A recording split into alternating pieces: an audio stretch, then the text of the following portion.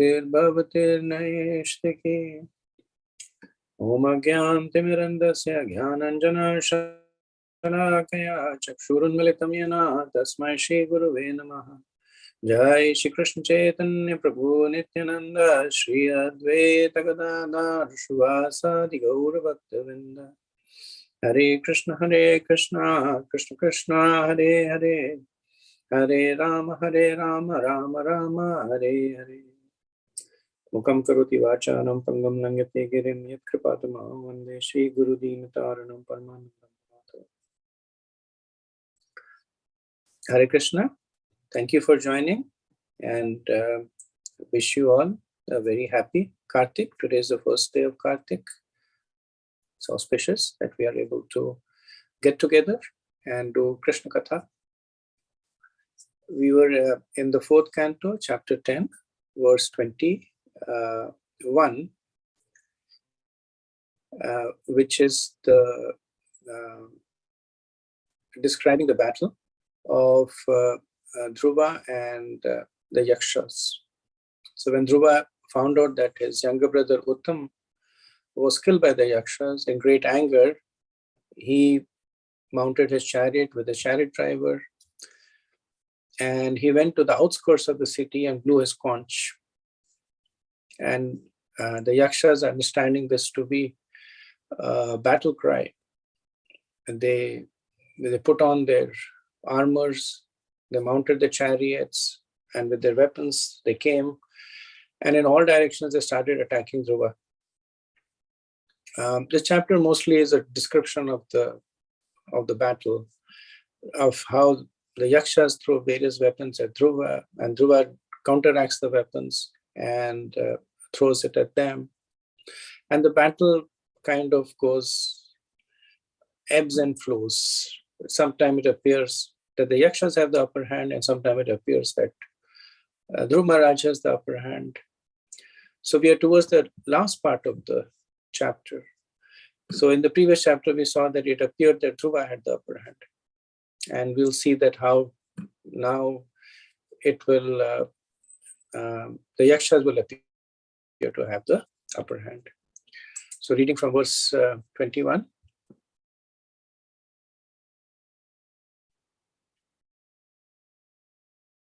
Apashaya manaha satada tatayanam mahamradhe kanchan manvatam maha purim didrikshan apina vishadvisham namayanam veda chikrishatam jana.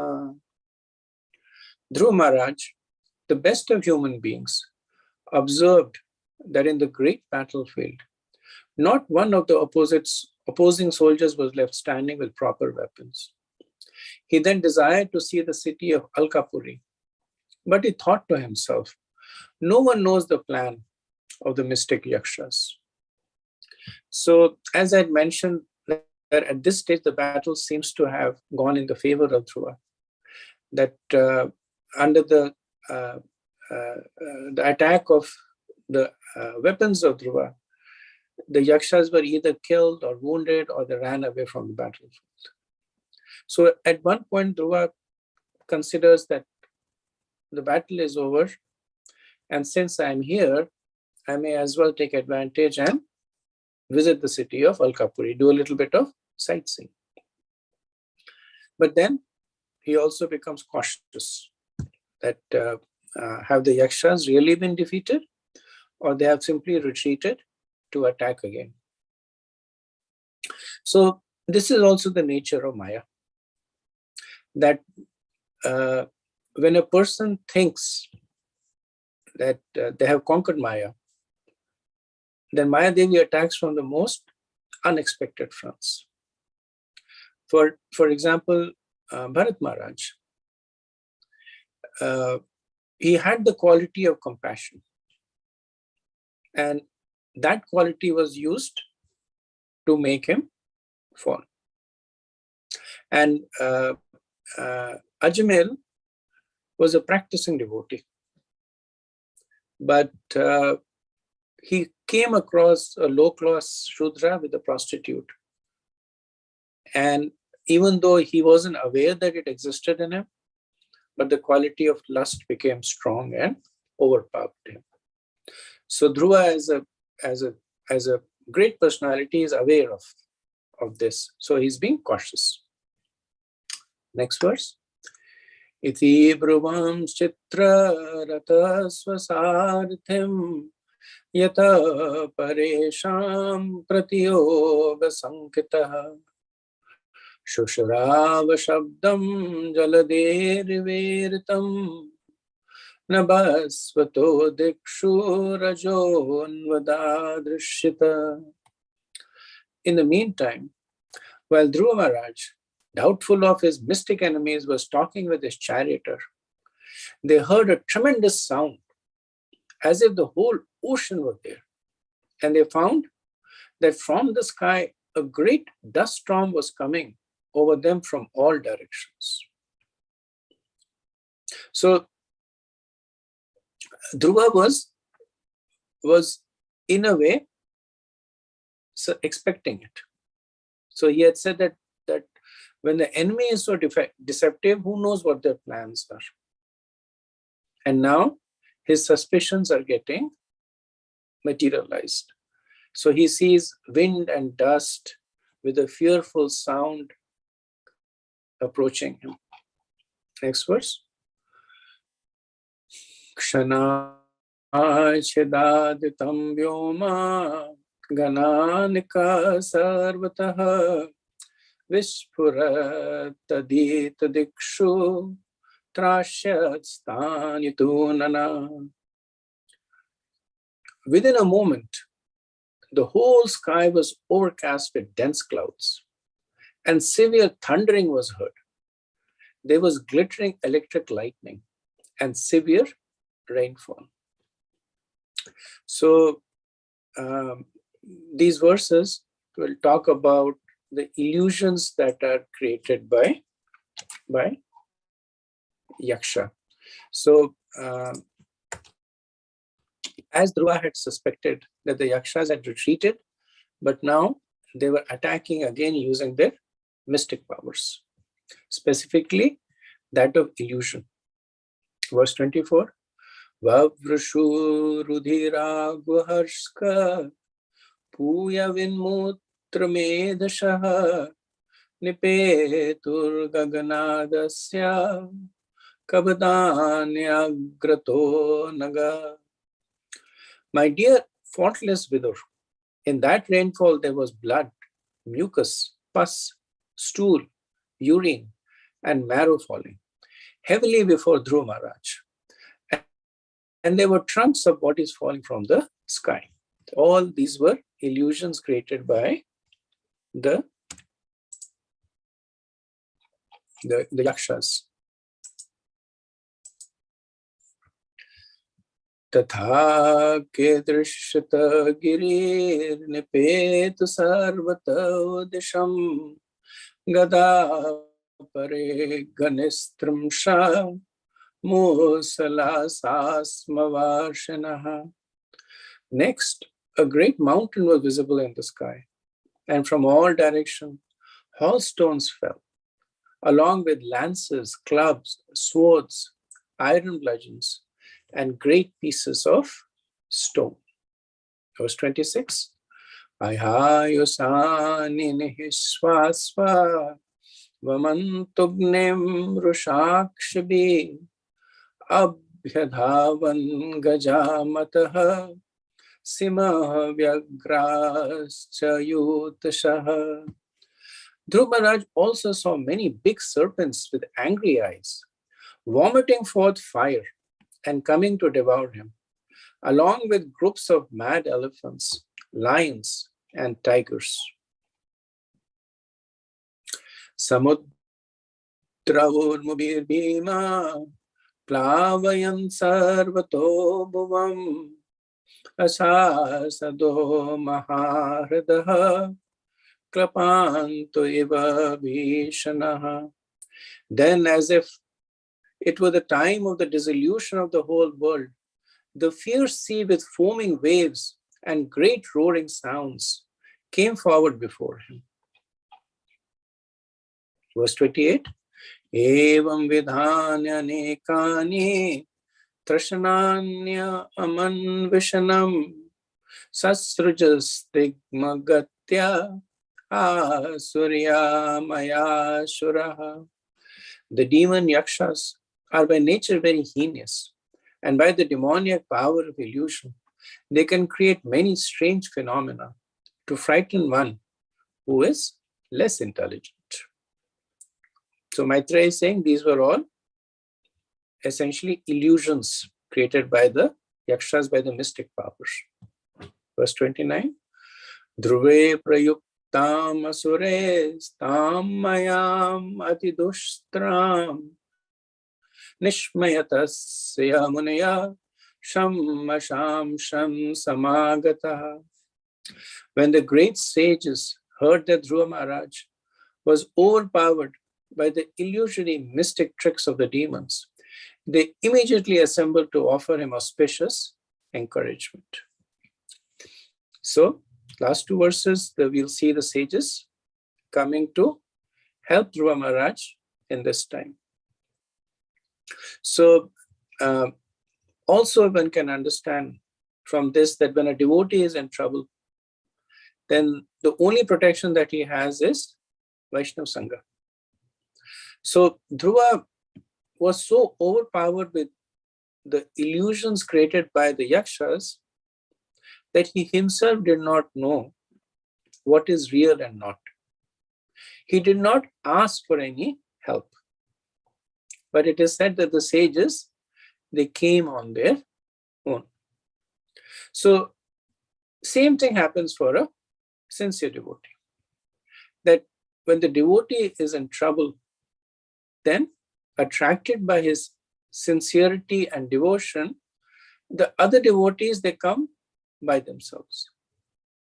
So we see that when Dhruva went to the forest, Narad Muni came by himself. Now the sages have come. So this is the real protection of the devotees, that they make themselves qualified to get the mercy of other devotees. And just as they receive mercy, they are also ready to render service to others without being asked. So in this way, the devotees of the Lord protect each other. Okay, last verse of the chapter. Muniya uchu autanapad bhagavams tatha sharan gadadvana devakshanottva avanattarti haro vipakshan yannamadheyam abhidaya nishamya chada lokananjasa tarati dustaram mangamrityum. All the sages said, Dear Dhruva, O son of King Utanpa, may the Supreme Personality of Godhead, known as Sharanadhanva, who relieves the distress of his devotees, kill all your threatening enemies. The holy name of the Lord is as powerful as the Lord himself. Therefore, simply by chanting and hearing the holy name of the Lord, many men can be fully protected from fierce death without difficulty. Thus, a devotee is saved. So, this is the real help from the devotees. So, it's not that the sages, by their own mystic powers, they negated the illusions created by the yakshas, though they could have done that. It's not that they attacked the yakshas, but what they have actually given Dhruva is the core principle of the existence of a devotee, which is take more shelter of the Lord. So the illusion of the devotee is a symptom of not taking sufficient shelter. And just like it is said that Prabhupada could give that example, that there is temporary relief by one blowing on the boil, and then there is permanent relief by taking away the boil. So if the sages had simply negated the illusion, the root cause of this, which is Dhruva not taking full shelter of the Lord, would not be rectified. But now, taking the advice of the sages, Dhruva is going to take full shelter of the Supreme Personality of Godhead. So the sages remind him that Krishna is Sharanang Dhanva, Sharang Dhanva. I'm sorry, Sharang Dhanva. So Sharang is the name of the bow of Krishna. So they're reminding that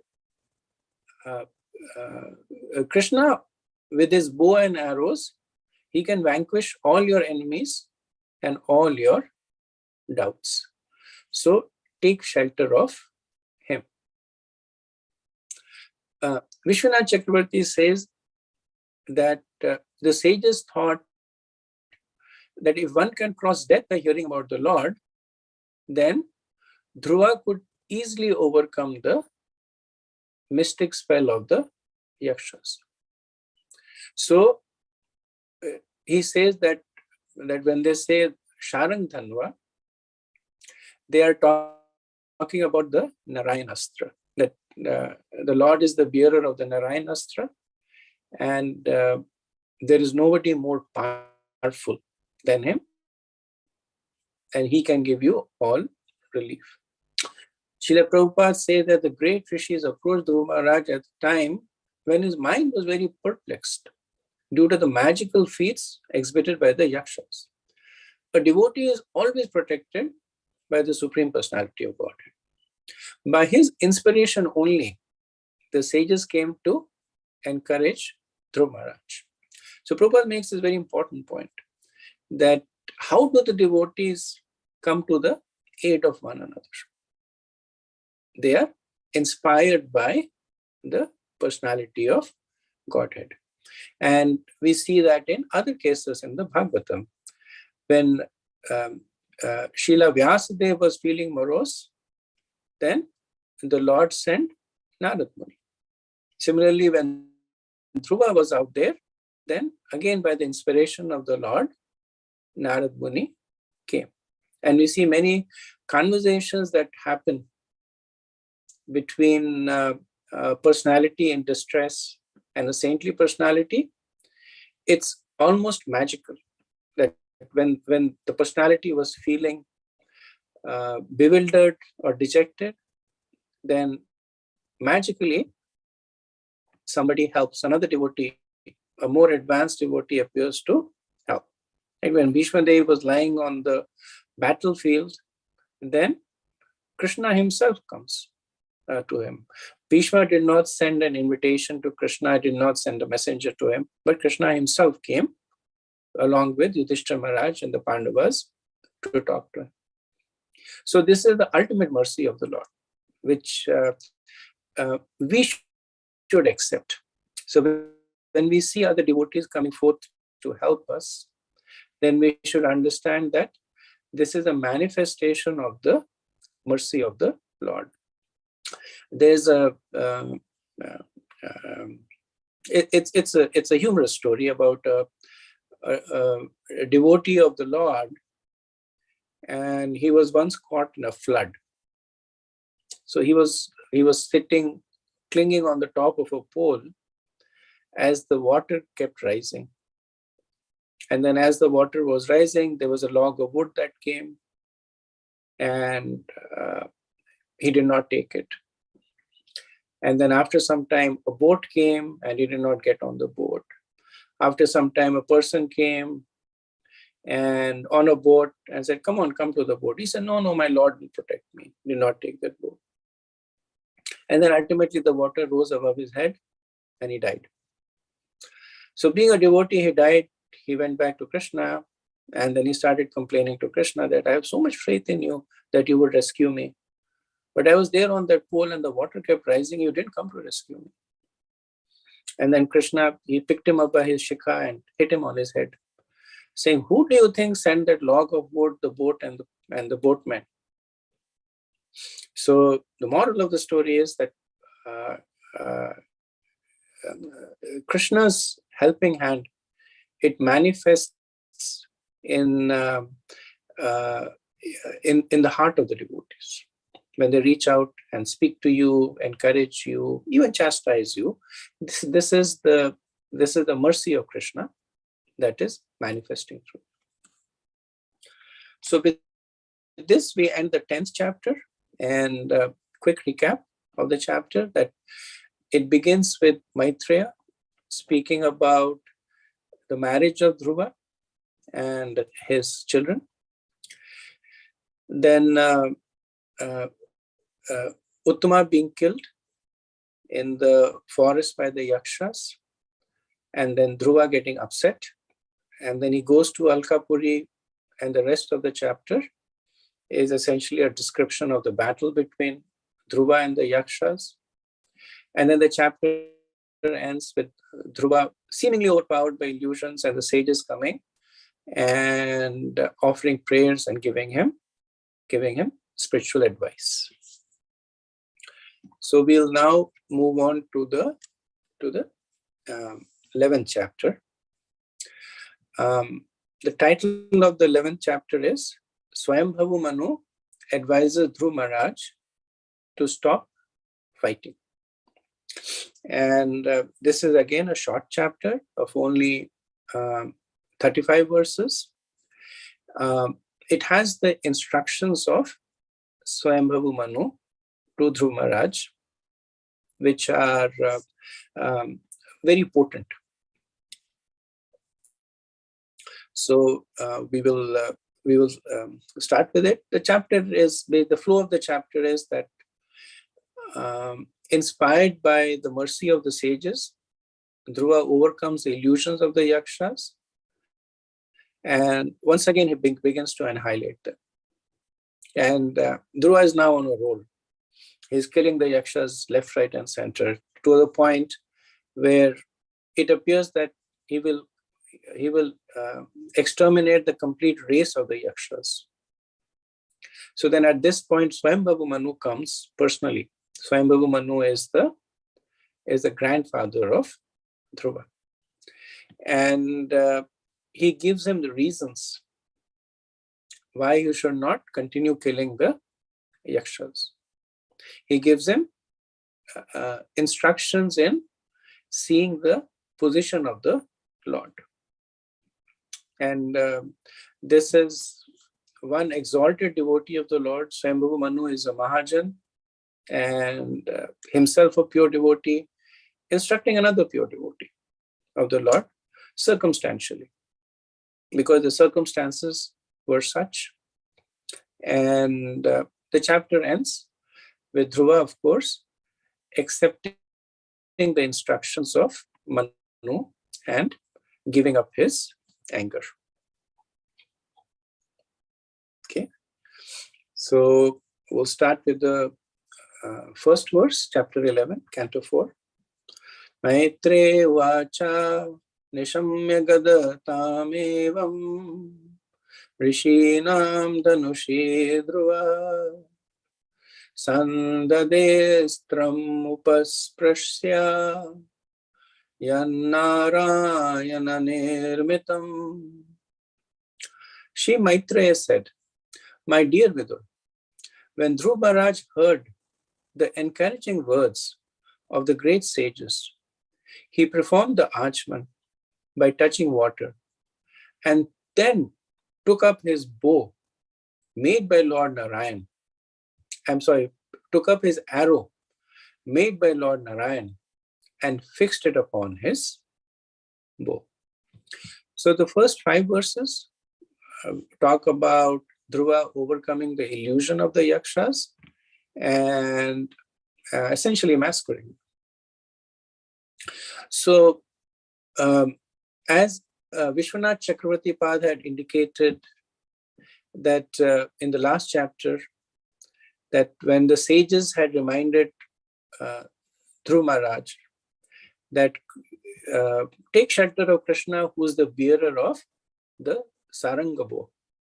So he said that they were implicitly reminding Dhruva that you are the possessor of Narayanastra. Now it's time for you to use it. So amongst the potency of weapons, in the material world, the Brahmastra is considered to be the most powerful. And then there is the weapon of Lord Shiva. And then even more powerful is the Narayanastra. So now that he has been reminded about it, Dhruva, he invokes the Narayana Astra. So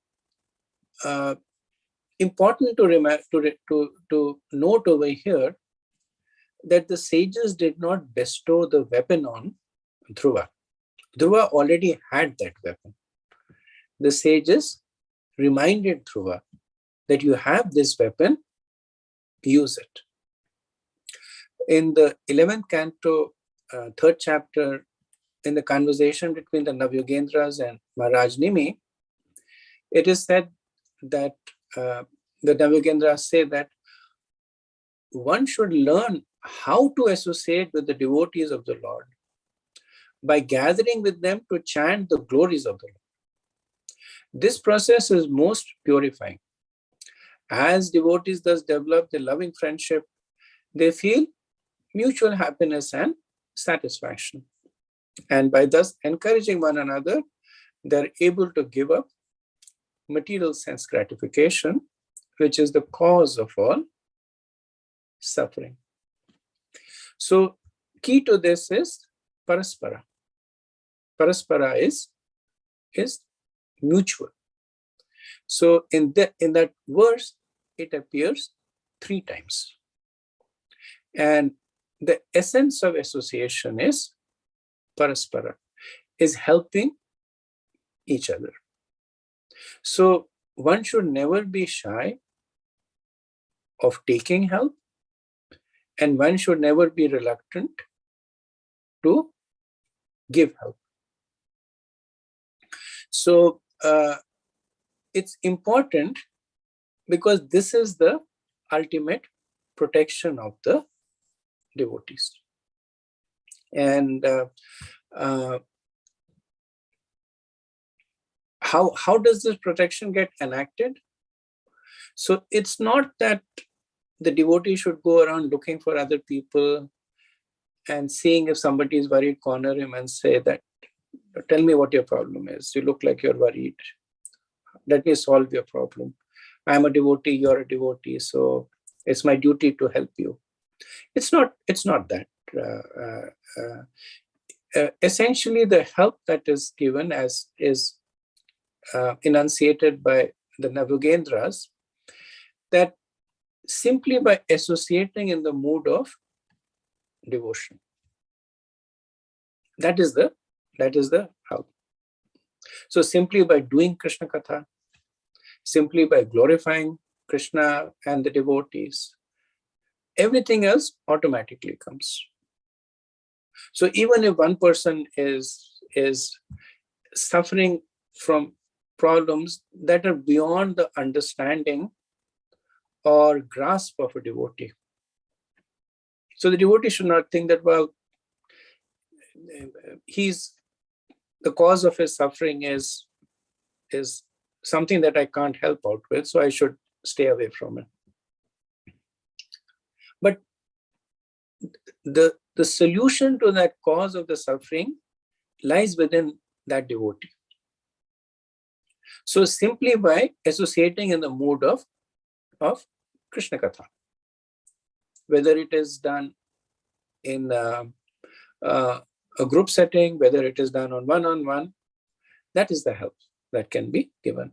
It is so important that Krishna, he makes this the in the Chatushloki Gita, right, he says, Machit Matkat Mat Prana, Bodhayantas Parasparam, Kathayantas Cha Mam Nityam, Tushanti Sa Ramanti Cha. Right, that this is how the devotees, they associate with each other, that they are enlightening each other about me and they're conversing about me. Similarly, Rupa Goswami, Nectar of Instruction, he says, Tatadi Pratikanati, Guyam Makhyati, Prachati. And he says that secret of devotional service is associating in one of these 6 ways. So Prabhupada writes in the purport, Dhruva Maharaj was given a specific arrow made by Lord Narayan himself, and he now fixed it upon his bow to finish the illusory atmosphere created by the yakshas. As it is stated in Bhagavad Gita 7:14, Mahamevaya prapadyante mayam etam tarantite. Without Narayan, the Supreme Personality of Godhead, no one is able to overcome the actions of the illusory energy. Sri Chaitanya Mahaprabhu has also given us a nice weapon for this age, as stated in the Bhagavatam, Sangopangastra. In this age, the Narayanastra, or the weapon to drive away Maya, is the chanting of the Hare Krishna Mahamantra in pursuance of the associates of Lord Chaitanya, such as Advaita Prabhu, Nityananda, Gadadhar, and Srivas. Okay, verse 2. Sandhyamane tasmin Maya Guya Kanirmitaha Kshiparam Vineshur Vidura Klesha Gyano Daye Yatha. As soon as Dhruva Maharaj joined the Narayanastra arrow to his bow, the illusion created by the yakshas was immediately vanquished. Just as all material pains and pleasures are vanquished when one becomes fully cognizant of the self. So Krishna, Srila Prabhupada uses this popular verse that just Krishna is like the sun and Maya is like darkness. When there is darkness, there cannot be light, and when there is light, there cannot be darkness. So he said, as soon as there is awakening of Krishna consciousness, all the illusory pains and pleasures of material existence are vanquished. Maya metan tarantite. So this is Deva Esha Gunamai Mam Maya Tarantaya. So constantly chanting of the Mahamantra will keep us always aloof from the illusory energy of Maya. Okay, next verse. Tasya shastaram dhanushi prayanu jataha suvarna punkaha kalakaham savashasha vineshrita avivishu dvisad balam yathavanam bhima ravashikhandenaha. Even as Dhruva Maharaj fixed the weapon made by Narayan Rishi on his bow, arrows with golden shafts and feathers, like the wings of a swan, flew out from it. They entered the enemy soldiers with a great hissing sound, just as peacocks enter a forest with tumultuous crowing. So the peacocks are known to be very, very beautiful birds, but their sounds is very scary. I'm sure all of you at different points have heard the singing of a peacock, and it is difficult to combine the two. That some creature as beautiful as the peacock has a voice as hoarse. And this analogy here is used that the Narayanastra was very, very beautiful. The golden shafts and feather-like wings, or like the wings like a swan.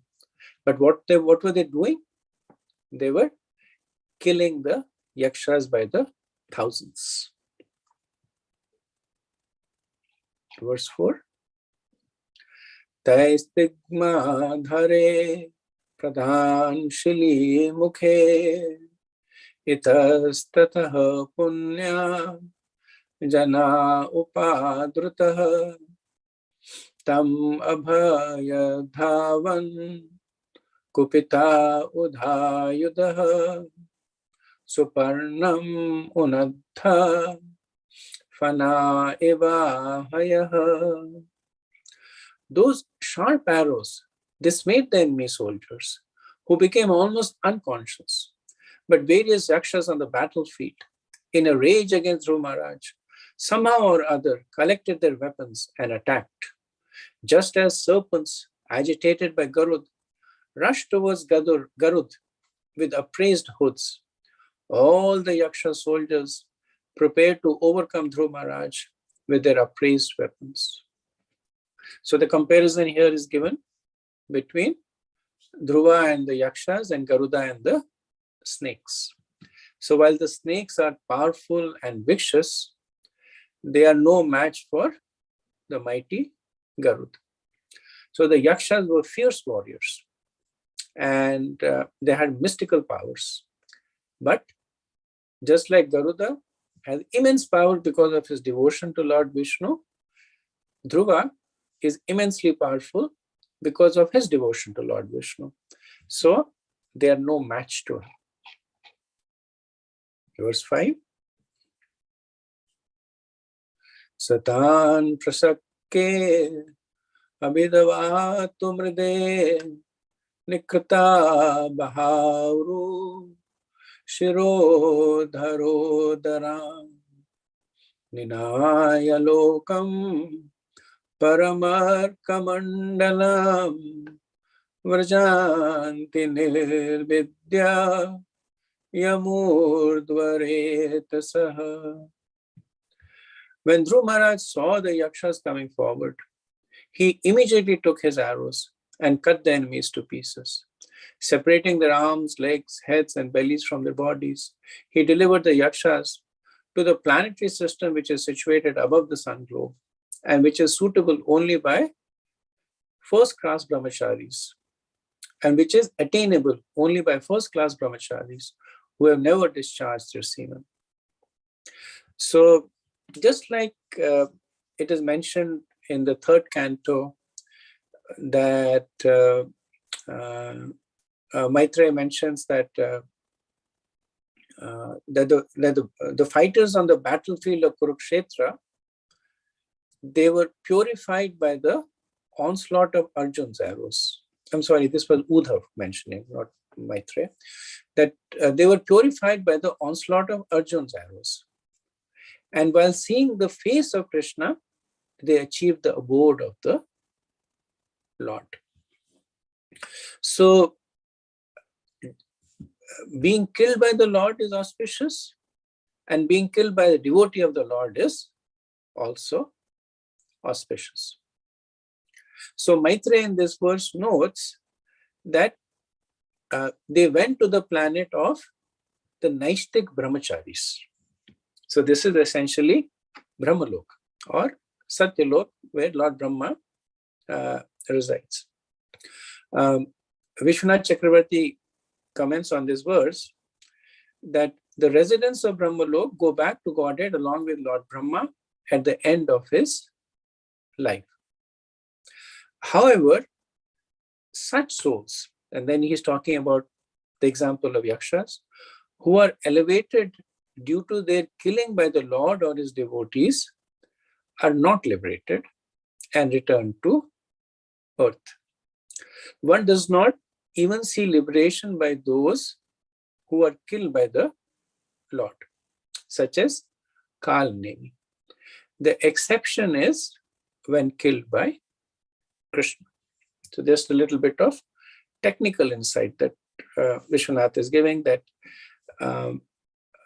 because the yakshas were killed in the battlefield, discharging their duty, because they were killed by a pure devotee of the Lord, they were elevated to Brahmalok. But one cannot get entrance into the spiritual world unless one has pure devotional service. So that is why such jivas when Brahma ends his life, then it is said that in most of the cases, Brahma goes back to Godhead along with his followers. But Vishwanath Chakravarti is saying that such souls who have been elevated because of this particular circumstances, they do not. They get another opportunity to further perfect the devotional service. And then depending on how they progress, their destination is determined.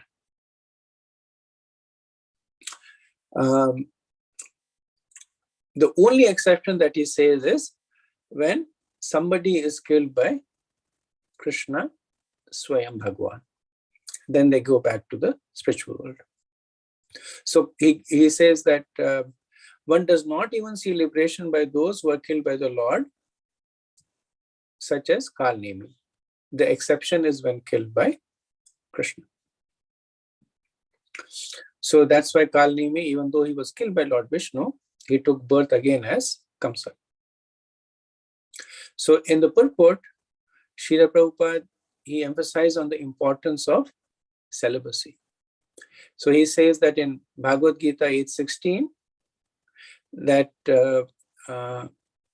even if one goes up to Brahma Lok, he again comes back. Brahma Bhuvana Loka Punaravritana Arjuna. Therefore, actual mukti or liberation can be attained only by devotional service. Right? So Vishwanath presented it more as a technical concept, and Srila Prabhupada is basically explaining it to us. So he says that Mayavadi sannyasis are very proud of becoming liberated. But actual liberation is not possible unless one is in touch with the Supreme Lord in devotional service. Harim vina na mritam taranti. Without Krishna's mercy, no one can have liberation. So Srila Prabhupada quotes this line once in a while, Harim vina na mritam taranti. And this is actually a prayer by Srila Sridhar Swami.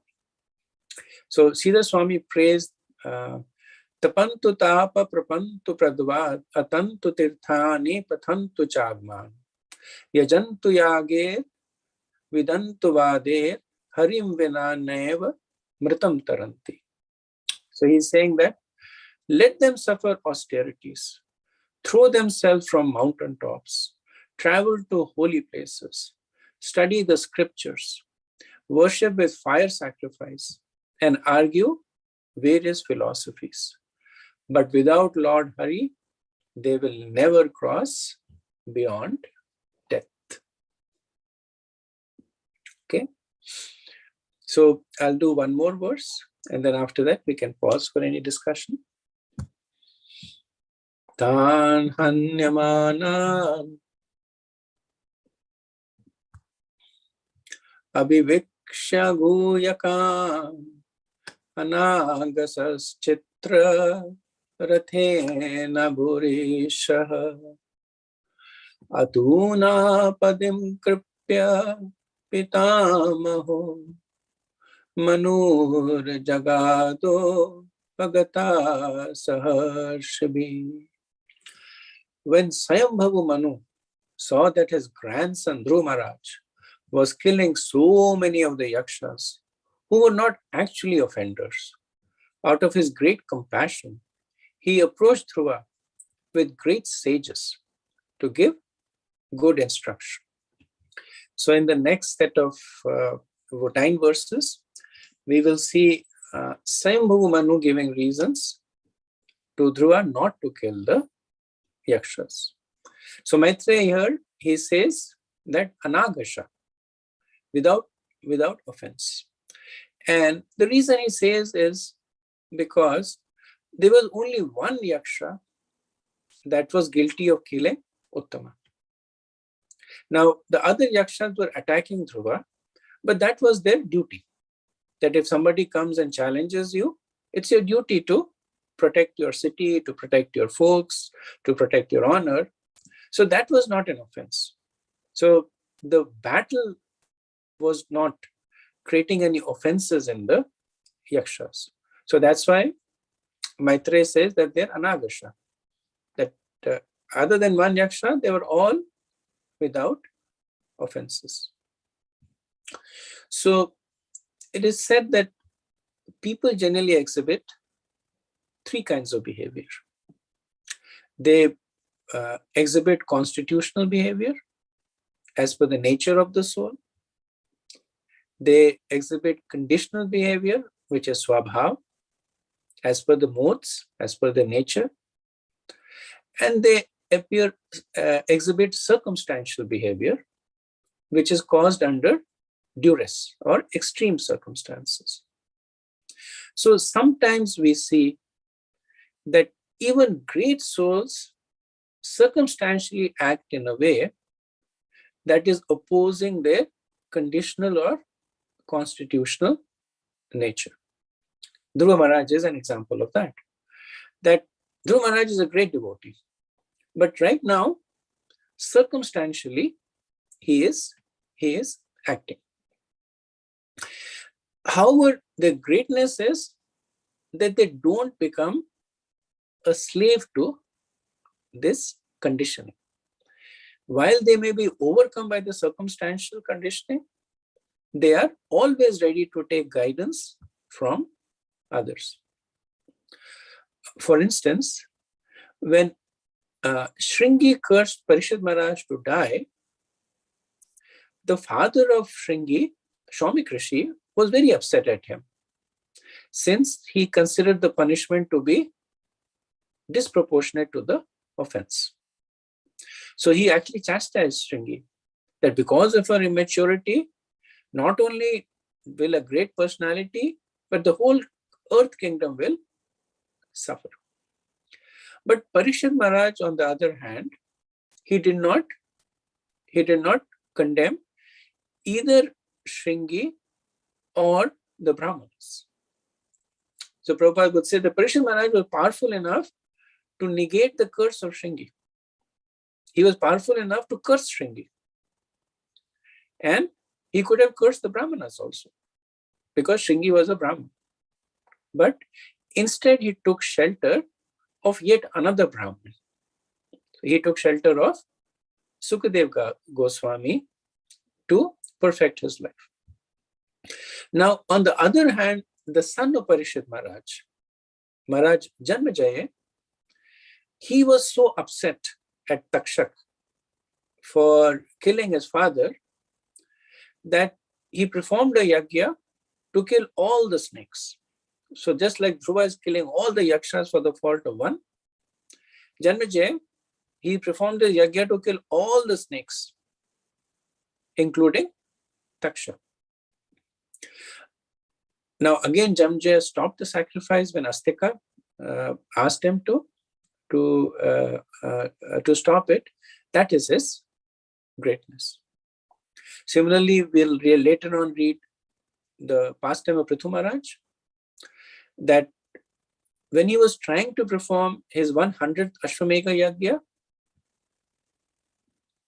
he was constantly being thwarted by Indra.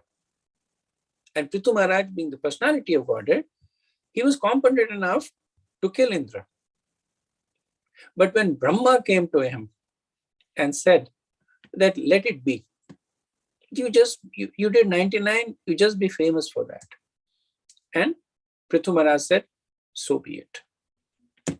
And he did not say that I'm on the right and Indra is on the wrong, he's stealing my horse, why should I back off? Indra should back off, let me kill Indra. No. Brahma simply said, great personalities like you, don't worry about these things. So let it be. And Prithu Maharaj said, so be it. Similarly, we see the case of Parashar Muni, that when Parashar Muni found out that his father was killed by a Rakshasa, then he performed a yajna to kill the entire Rakshasa race. And he was such a great yogi that he was competent to do that. But when Pulasthar Muni, who was considered to be the father of the Rakshasas, he came and he said, stop it, just don't do it. Parashar Muni said, he gave up his anger and said, so be it. And of course, then Pulasthar Muni blessed him to speak the Bhagavatam, the Srimad Bhagavatam. That's one of the lineage of Bhagavatam. So all these are examples of great people acting differently under extreme circumstances. But at the same time, they quickly accept instructions and return to their constitutional position. So when Brahma was running after Vak, that was not his conditional or constitutional position. But when he was instructed by those that were actually inferior to him, so they were his sons and grandsons, but he accepted that instruction and gave up that mentality. That is his greatness. So great people are distinguished not by whether good or bad things happen to them, but what do they do when good or bad things happen to them. And that is a constant theme in the Bhagavatam. It's not that for great people only good things happen, or it's not that they're always perfectly situated. That perfection is only there in Krishna. So we see great people, all these examples, we see great people momentarily being circumstantially conditioned. But the reason they are called great is that they're able to come back to their position. That's why Krishna says in the 9th chapter that what's that verse? Sadhu reva mantava apichet suduracharo apichet sudurachara. Say that verse, Prabhu, fully. Bhajate ma mananya bhak. Bhajante ma mananya bhak. Sadhu reva. Thank you, Prabhu. So that's their greatness. That because they quickly come back to their position. That's why Krishna says that they should still be considered as or always be considered as devotees. Okay, so let me pause over here and see if we have any comments or discussion. Hare Krishna, Prabhu. On this subject that you're talking about, there is one wonderful pastime of Srila Prabhupada. I think it was in France, I believe. He was conducting fire yagya for the initiation ceremony, and he asked, "Where are the fruits?" And the devotees, and then somebody said it's upstairs. They called one devotee disciple to bring the fruits. The devotee cut the fruits into small pieces and brought it to put it in the yagya kunda, not knowing what to do. And Prabhupada became very angry, and he chastised him. We need a full fruit, not this cut fruit like that. And this was an audience was sitting. One person was sitting who was new, but he was hearing Prabhupada in various occasions. He was a hippie, and he came to Prabhupada. And one time he heard Prabhupada that when you are angry, chant the holy name. Prabhupada said that, and then this hippie came to Prabhupada and said, "Prabhupada, you told me when you are angry to chant." And Prabhupada immediately he took the beads and started chanting. So not arguing with him, not doing anything, but immediately took the beads and started chanting. So I was thinking when you're saying that the great personalities have that ability to immediately come to their position. Very nice. Thank you for sharing, Prabhu. Very appropriate also. Thank you. Hare Krishna, Prabhu. I have a bunch of questions. So one was that story where, the man who is drowning and the boat comes and the log comes and everything. It's in our life, many opportunities may come, but how do we decide that this is I guess the question is, Krishna is the one that provides us intelligence also to understand that, yes, this is appropriate or not appropriate, right? And so what are some parameters to see that this is to be taken up or not taken up?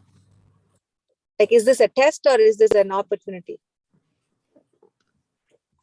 Thank you. That's a very good question. So I just wanted to modify the statement. You said that Krishna gives us the intelligence. He gives us the facilities of the intelligence. So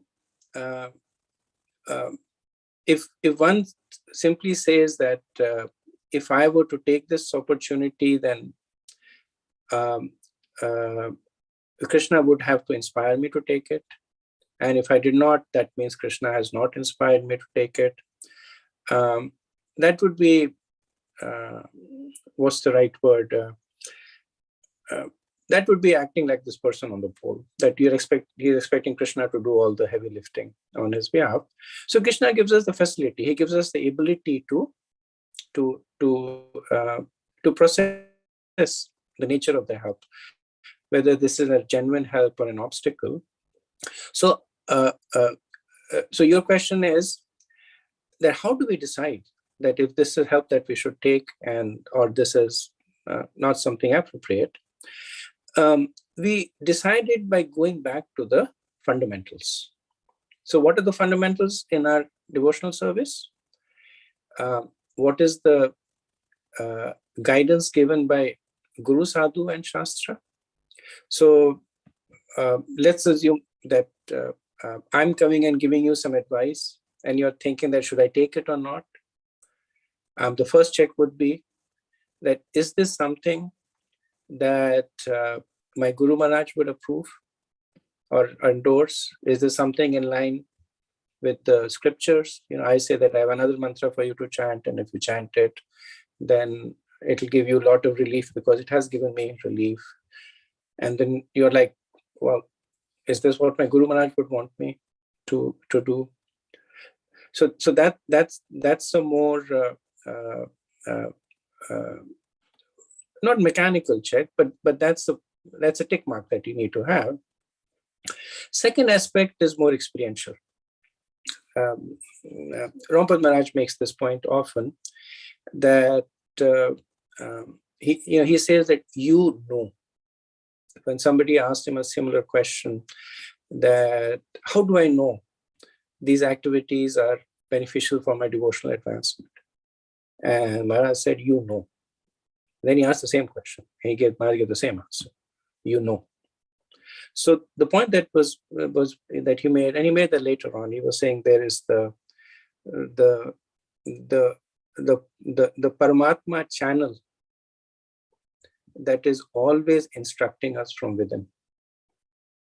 If we are sincerely looking at it, then we will get the right instruction. So, or the right guidance to take that instruction. So that's the second thing, that somebody comes and tells us, then we sincerely look, introspect. That is, there's something that is really going to help. And your question is very good, because for practicing devotees, many times there are many subtle instructions that are given that can bewilder the mind, right? So somebody comes and says that Prabhu, in the earlier days of ISKCON, there were all these practices that were done, Mangalarti and book distribution. Don't have to do them now. Times have changed. So many people in the early days have fallen off. Why do you think they have fallen off? Right? So, and then you say, well, there's some logic in what he's saying, that there was apparently fanaticism at the time. But then how do you feel when such a person, when you try to follow their instruction? That were the activities of those devotees, were they really fanaticism, or were they glorious? Right? What does your heart tell you? And that tells you how you should follow. So between these two things, from within and without, from within what the Lord tells you as the super soul, how well you're connected, and from without how the scriptures, how the devotees you associate with, and how your spiritual master guides you. Since the devotee is very, very well protected.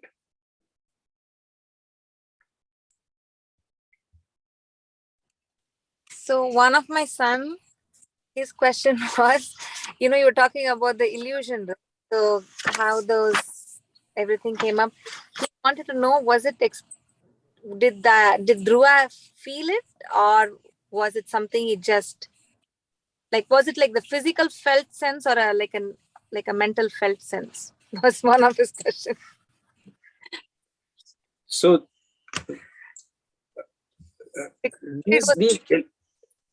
Yeah. So these illusions come in what are known as psychosomatic. And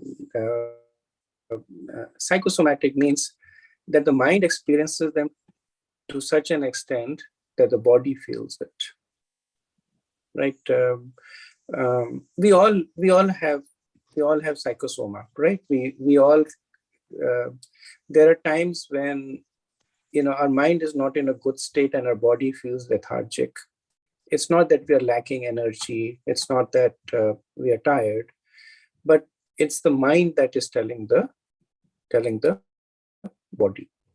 So these illusions that are created, and we see that at other places also, they are in that category. That because the mind feels them, the body experiences them. But factually speaking, there is no rain of blood and pus and stool, and there is no headless trunks falling. But for Dhruva Maharaj, they were real. They were actually falling. That's the power of the power of the illusion.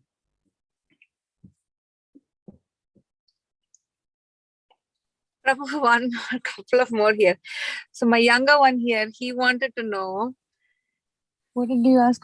Yeah, so you said Pulastya Muni was the father of the Rakshasas, asked Parashara not to kill the Rakshasas, right? Then his question was, how come he's allowing his own sons Rakshasas to kill others?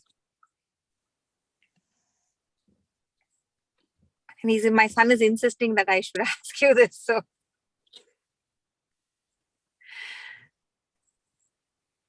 I actually do not know. I do not have a good answer to that question.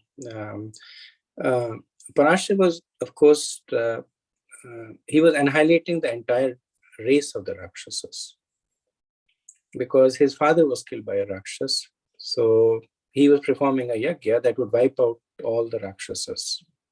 So there's a difference in the magnitude. The Rakshasas do kill others, and definitely not by the approval of Pulastya Muni. So Pulastya Muni is connected to the Rakshasas through Ravan, right? Ravan is the son of Vishrava, and Vishrava is the son of Pulastya Muni. So that's how he's connected to them. So he has some affection for them. Does not mean he condones the act, but he has affection for them. But Rakshasas, they go around killing, one person there, two people there. But Parashar was on a different program. He wanted to. That is the anger of a Brahman. When a Brahman very rarely gets angry, but when they get angry, then the three worlds begin to tremble. So Parashar was a great sage. When he got angry, he's not like, I'll kill this particular Rakshas that killed my father. He said, I'll kill all the Rakshasas that are in existence.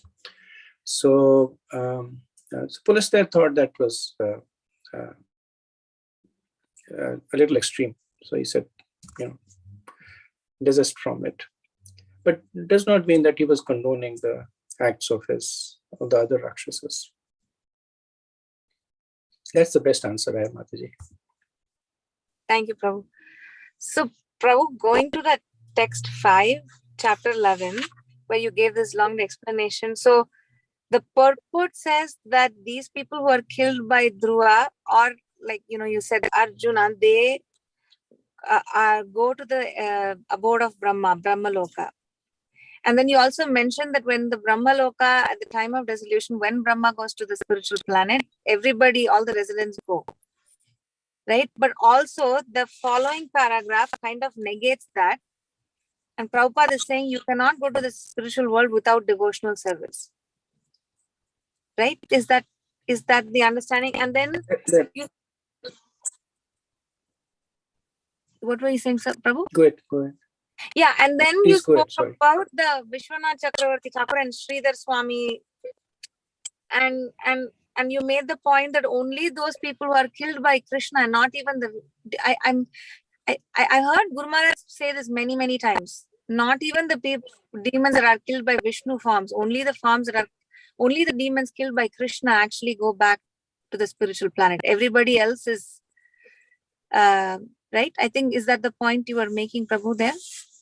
Right. That's what Vishwanath Chakravarti says, that he does not elaborate on that principle, but he kind of just puts it over there, that when Krishna kills, they go back actually to the spiritual world. When killed by incarnations of Krishna, they take birth again. They may get elevated to Brahmalok, but they eventually take birth again. Underlying principle is that there's only one gate into the spiritual world, and that is bhakti.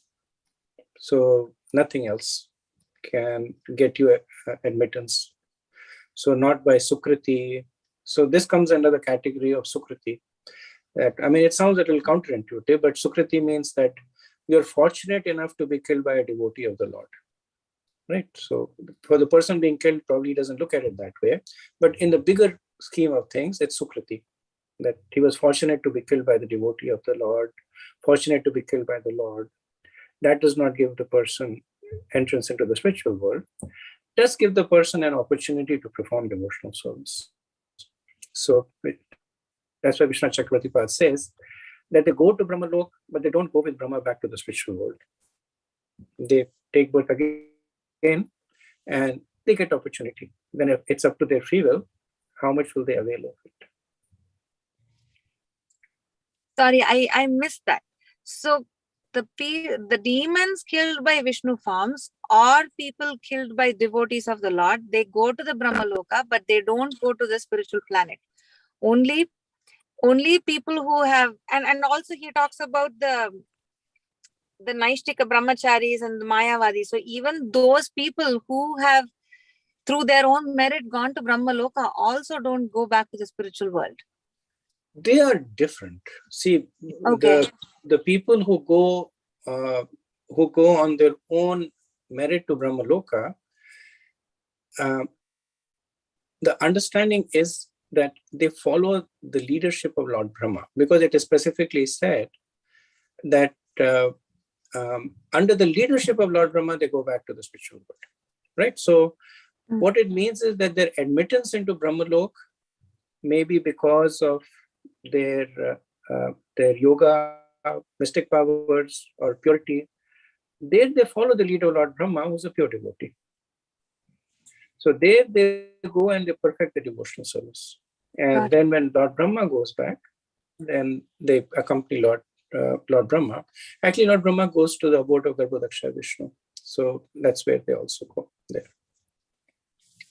Okay. And where is that Harim Vina Nashritim Taranti? Where is that verse from? It is, it's from, so you know Sridhar Swami, right?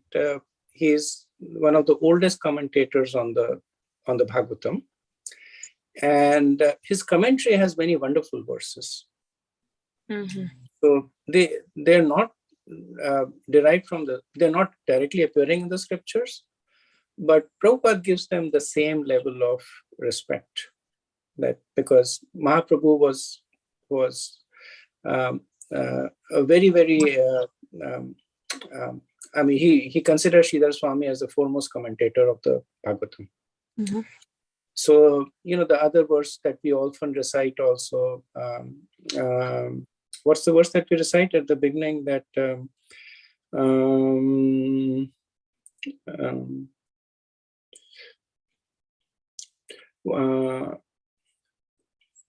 Pangam Langate Girim. What's that verse? Complete it for me. Mukam karoti vachanam. Mukam karoti vachanam, Pangam Langate Girim, Tatkripa Tama Vande. That's a verse that comes from Sridhar Swami's commentary. So he actually writes it when he's commenting on the first verse of the first chapter of first canto Bhagavatam. He recites this verse. Mukam Kroti Vachanam Pangam Nangate Girim. Taprapatamam Vande Shri Guru Dinataranam. And then later on, the line, another line was added, but essentially that's that verse. So we recite it almost as if it is Shastric because Prabhupada accepted it that way. Similarly, this one is also by Sridhar Swami.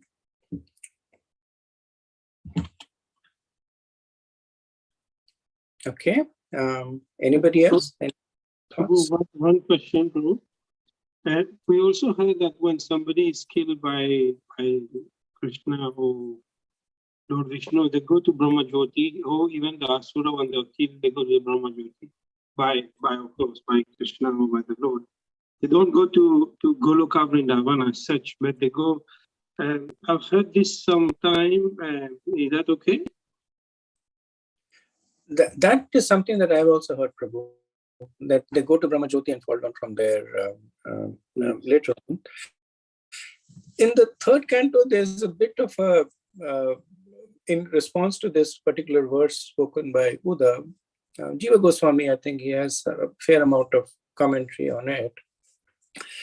And I don't understand most of it or remember most of it, but he does make this point that the destination is not just based on the act of killing, but also based on the consciousness of the person at the time that he was killing, that he was being killed. Because in that particular verse, it is said that those enemy soldiers that were purified by the arrows of Arjun. And the understanding is that seeing Krishna and Arjun, they accepted Krishna as the personality of Godhead and Arjun as his devotee. And then when they were killed, they went back to the spiritual world. Actually, it said they got Sarupya Mukti. They got a form like that of Krishna. So it's not just the act of killing, but it also the consciousness of the person at that time. Because as I was saying earlier, that there is no mechanical event that can give a person entrance into the spiritual world, right? One cannot, even though it is popular amongst Vaishnavas, but one cannot simply go and die in Vrindavan and go back to Godhead. Right? Then you can lead a full life of sin and then basically go and die in Vrindavan. But what dying in Vrindavan does give you, at least an opportunity to pursue devotional service at the minimum. If you die in a proper consciousness, yes, of course, you'll go back to Godhead. But at least it will give you an opportunity to follow devotional service. Because it's also said that there are pigs and monkeys in Vrindavan. So who are these people? These are people who died with a sinful mentality in Vrindavan. So obviously they didn't go back to Godhead, right? They came back as pigs and monkeys in Vrindavan, right? So there is no mechanical act that can take one back to Godhead. But there are things that are conducive to one's journey over there. And these things are like that, being in a holy place, having tulsi leaf in your mouth, having Ganges water, hearing the Maha Mantra. So these are all things that are conducive to one's consciousness. Thank you, Prabhu. Hare Krishna, Prabhu. Okay, can we continue or? Yes, please, Prabhu. I had one reflection. So, yeah, this point about the constitutional position, the conditional state, and duress, that was really good for me to understand. I was just reflecting, like here, typically we see in today's times, or often we have this one incident which instigates something against the entire race or religious, group and these type of things.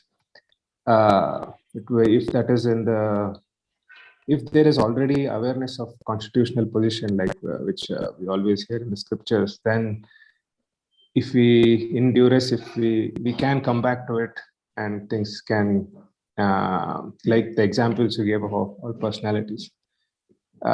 So if not, and that's what we see always in society, often repeated. I mean, I was just reflecting, so that's where, and knowing this constitutional position, and also to have guidance like this, or to repeatedly have opportunities to come back, is some great fortune we've got from Prabhupada. But and at least this is a recurring theme, like one person attacks somebody or does something and the entire group is targeted. We're seeing that now. It's pretty popular in everybody's consciousness in India also, across the world, in ISKCON also. What happened in Bangladesh. So that I was just connecting how that it was very helpful, this conditional, constitutional, and duress, to understand the way out here. The other thought was, yes, Prabhu, sorry. please go ahead. No, I was just, that was. It's a very appropriate example that you're giving. I was appreciating it. Go ahead, Prabhu. Yeah, the other one was the last verse of the previous chapter, where the rishis come and remind Dhruva of taking shelter of the holy name. And this is, it is, we have, at least I have heard this often, and it's been, it's again how the mind tricks you. We know the holy name is the shelter or is the solution. But when things that doesn't seem to be working, and we heard just chanting won't help, you need to, or sometimes people even say, devotees say chanting Hare Krishna is a solution for everything, which is true by this verse. But then you pointed out about with the coming from the right guidance from the right place, and also you having that conviction and faith, and doing that in the right consciousness, which is all so many conditions for that statement to be. But yeah, I was at least currently what I'm experiencing, I've got a lot of strength with what just that one arrow and so many problems get solved. So taking shelter of the holy name with the right consciousness. Yeah, you're right. I was listening to a lecture by Chaitanya Chan Prabhu, and he was making this point that is very appropriate to the discussion we were having. He was saying that, I'm paraphrasing, he was saying that people often worry about why do bad things happen to good people. And we don't worry about that. We already know. That's a problem we solved in kindergarten. That bad things happen to good people because of karma. But we worry about what do good people do when bad things happen to them. That is the essence of Vaishnavacharya. That it is very easy to be properly situated when everything is conducive. But the test to our Krishna consciousness, to our resilience, to how much we are able to take shelter, comes when adversities happen. And in Dhruva Maharaj's case, and that is what triggered the discussion with the other pastimes, that is what distinguishes them. That is why they are called great people, because not because no bad things happened to them, but what they did when bad things happened to them. In Dhruva's case, the bad thing is not the killing of the death of Uttama. Right? The bad thing is he lost control when he was fighting with the yakshas. That's the bad thing that happened. That is, he started massacring them. For the fault of one yaksha, he was determined to wipe out the entire race. Right? That's the bad thing that happened to him.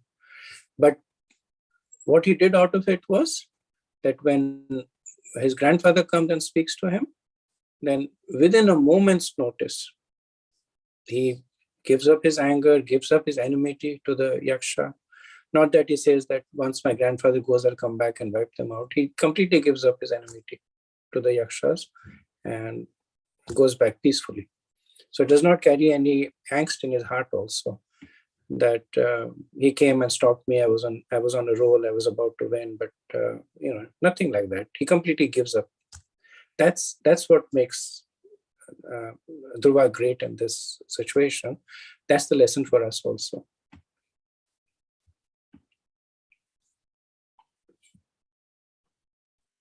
Thank you so much. Thank you. Okay, so we're almost out of time, but I think I'll do.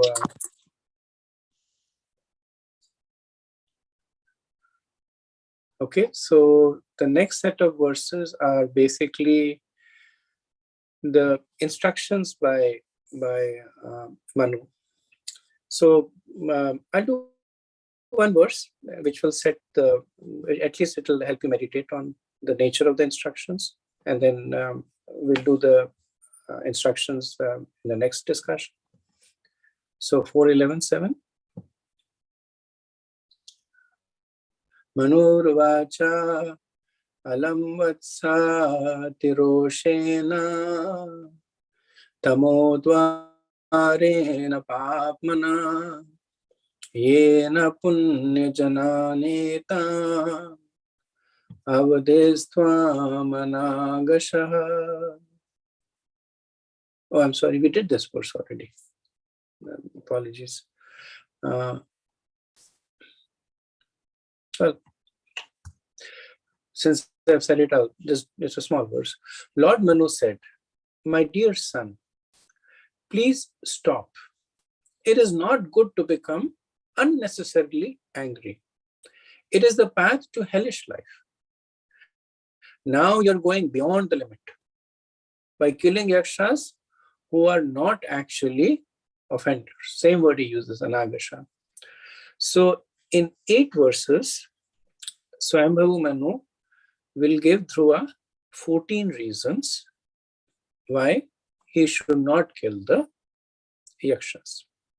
So here what is he saying is, and Swayambhavu Manu is in a position of superiority to Dhruva by age and relationship. So he is the grandfather of Dhruva, and he is senior to him by not only by age but by realization also, and also he's an exalted devotee. So he's taking that position of chastising Dhruva over here. So what does he say?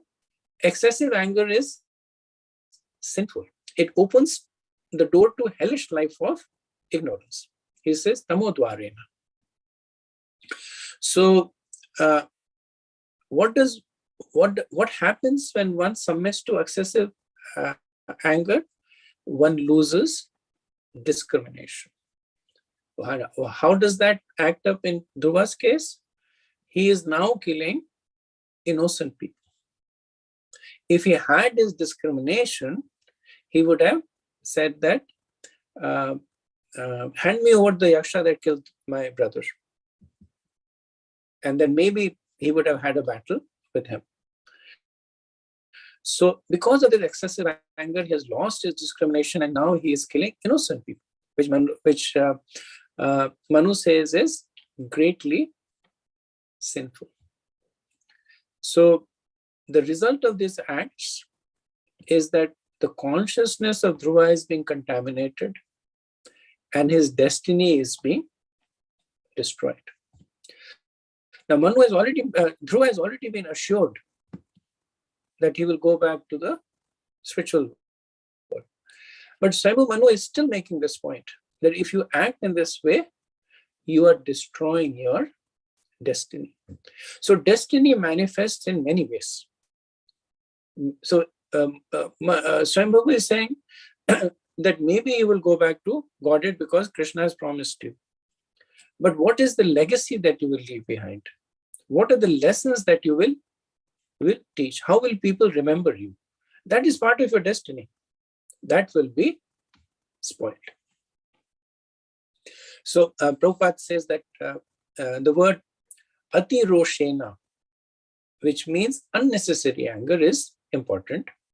When Dhruv Maharaj went beyond the limits of necessary anger, so Prabhupada makes a good point over here, that there is necessary anger and then there is unnecessary anger.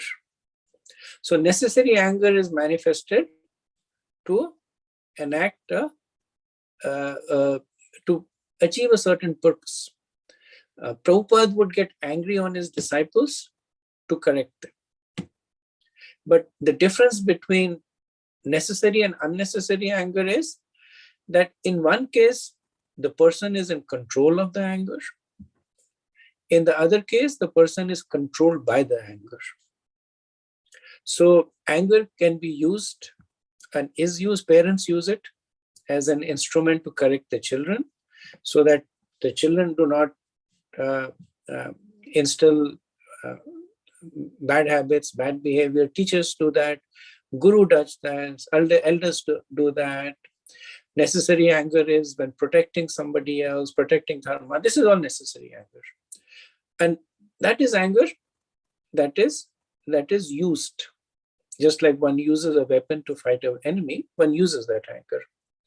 Unnecessary anger is that the person comes under the control of anger and they act irrationally.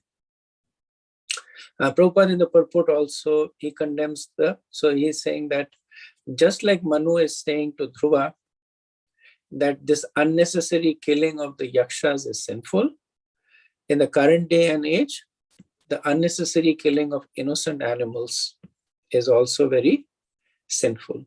And the reaction to that is that the nations will suffer the reaction to these activities.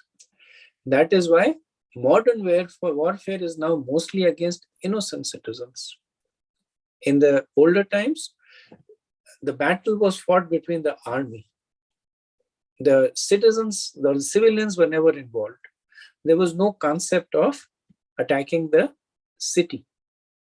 So this is more a symptom of the modern age, where more and more the battle is against the innocent citizens and not against the army. And he says this is all a symptom of not having proper consciousness, unnecessary killing of innocent animals. When a person becomes conditioned to this mentality of killing innocent, then the object can change. From animals, it can become humans.